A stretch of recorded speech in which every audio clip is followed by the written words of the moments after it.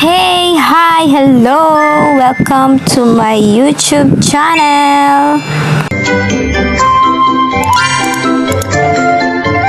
Hi guys! Welcome to another vlog, another video. So for today's video guys, meron kaming staycation ni Raven. Dito kami sa may Azure Urban Resort Residences. Dito yan malapit sa SM City, Bicutan, Parañaque. Booking kayo ng affordable staycation or wala pa kayong mapili kung saan pwede mag-relax, mag-chill, mag-staycation na mura. Sobrang mararecommend ko sa inyo dito sa Azure Urban Resort Residences. So, yung una naming staycation sa Tris Residences, makikita nyo yan sa iba kong vlog. Doon naman yun sa Quezon City. Ngayon guys, nag-decide kami na mag-celebrate ng aming first anniversary sa Azure para pwede din kami mag-decorate. Kung tatanungin nyo kung saan naman namin to nakita, ayun, nag-scroll lang kami, tapos nag-search sa Facebook kung saan pa maganda mag-staycation. Tapos sumali kami sa mga group page sa Facebook. Tapos nagtanong-tanong na rin kung magkano at inclusion ng staycation sa Azure. So guys, sa mga magtatanong kung ano ang details, mga inclusion, paano magpabook sa Azure, so lahat yan sasagutin ko guys. So yung pinaka-address nito is Azure Urban Resort Residences, Parañaque City. So pwede nyo yan i-google map. Tapos pag nasa SM Bicutan na kayo, pwede kayong magtanong kung saan yung Azure Resort Residences. So guys, yung check-in na nga namin dito is 2 PM and then yung check-out namin is 12 noon. So, yung check-in namin, guys, is August 20. Check-in kami ng 2 PM. And then, the next day, August 21, nag-check out naman kami ng 12 noon. So, guys, walking distance lang to sa SM Bicutan. Kung wala kayong dalang baon, pwede kayong bumili.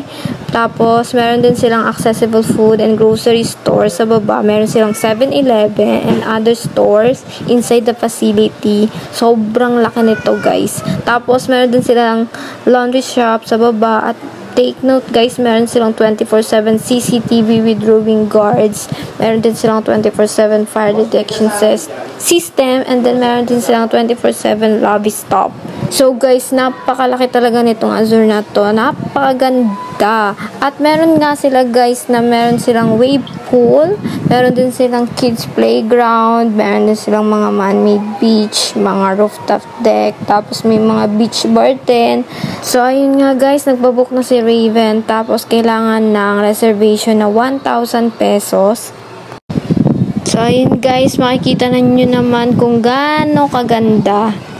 So, ayun guys, sa aming day 1 ni Raven, naglagay lang kami ng gamit sa unit tapos bumaba na kami. Pero bago nga pala kami pumunta dito, nagkumain muna kami sa SM Bicutan, nagpalipas ng ilang oras kasi nga maaga pa. Tapos nag-ikot-ikot na rin sa mall dahil first time namin sa Parañaque. Tapos bumili sa SM store ng aming chichirya, tubig, tapos ng mga agahan namin para bukas. Tapos, pagbaba nga namin, ayun, nag-picture muna kami. Napakasarap ng hangin, guys, at napakaganda ng mga puno. At wala kang makikita masyadong kalat, hindi ganun kakalat. Sobrang ganda ng resort na to. So, guys, perfect to para sa mga mag-couple, families, barkada, mag-cousin, or kahit ano pa. So, yung unit, guys, nakuha namin siya ng 22 hours. For only 1,799 pesos for 2 packs na yun. So, ano ba yung inclusion nito? So, meron tong cooking, drinking is allowed. Outside food is also allowed with no fee. You can use all appliances, guys, inside the unit. So, kung may mga kotse kayo, guys, meron din silang parking area. At may bayad yun, guys. Hindi ko lang alam kung magkano. Tapos, meron din silang pool fee na 250 per head. Tapos, meron naman silang free kung 3 feet below ka. Tapos, pets, guys, are not allowed. So, guys, yung other inclusion ng unit ay yung mga appliances you can use inside the unit. Sabi ko kanina, ito yung mga smart TV, meron na rin Netflix, tapos meron din aircon, meron din refrigerator, kung meron kayong dalang baon, pwede nyo muna ilagay sa ref, tapos meron din silang electric fan, tapos meron din microwave, guys. Tapos, meron induction cooker, pwede magsain dyan. Tapos, Meron din electric kettle, may rice cooker, tapos meron din silang shower, syempre. At syempre, may heater. Meron din, tapos meron silang queen size bed. Tapos, meron na din sila, guys, mga kitchenware and eating utensils. So, yung sa unit namin, guys, nito, wala pala. Expect namin na meron. So, hindi namin mahanap yung mga utensils. So, ayun, ginamit na lang namin yung nakita namin na plastic na spoon and fork. Pero, carry lang naman, guys. Tapos, meron din sila dito mga cabinets kung pwede nyo naman lagyan ng mga gamit nyo.